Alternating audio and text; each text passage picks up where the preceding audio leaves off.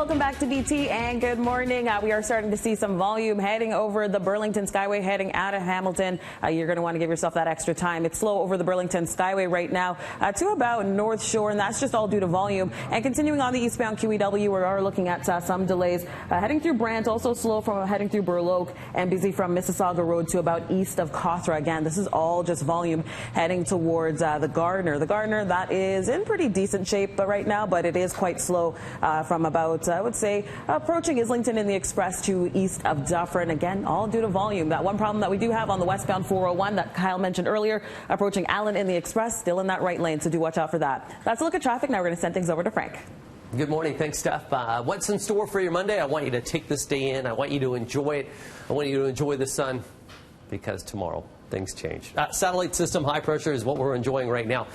Temperatures, we're already pretty much in the double digits. We're at 7 over through to Aurora. It will be a little bit cooler around the lakeshore for today as we have a light easterly flow of winds. So that creates that lake breeze and makes 17 down around the lakeshore. A daytime high of Pearson, 22 degrees. And then tonight, cloud cover will return after midnight. We're going to get wet. Tomorrow, risk of thunderstorms and also some humidity tomorrow. That 21 will feel closer to 26. Speaking of wet weather, well, Wednesday looks like we'll see some rainfall. 21 is your temperature with about 5 to 10 millimeters of accumulation. So enjoy today.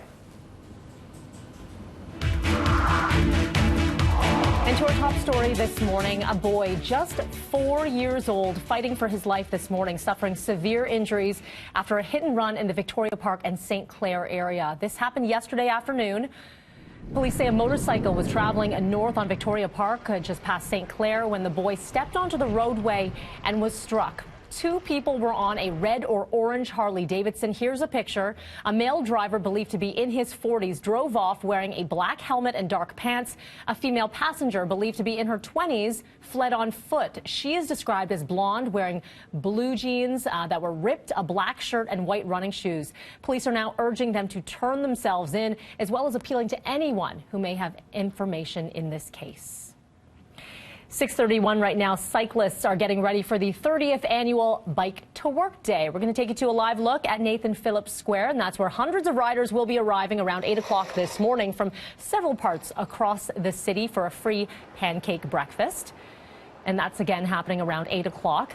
You want to watch out for them as well. They will be cycling en masse, a lot of them coming down Yonge Street. The event kicking off Bike Month in Toronto. It's organized by Cycle Toronto, the city, and Smart Commute Toronto. So we'll be checking in about an hour's time when it all takes off. A lot of it happening from Yonge and Charles.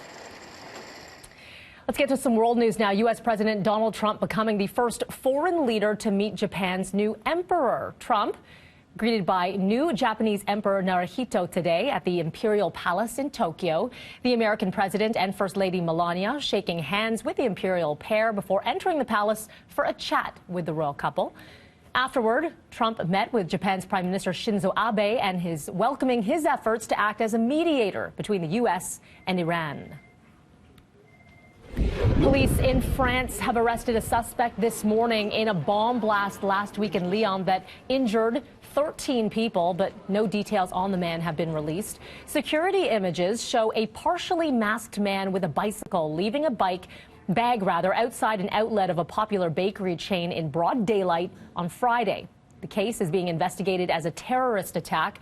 The bomb was packed with screws and metal balls and was capable of hitting a large number of people.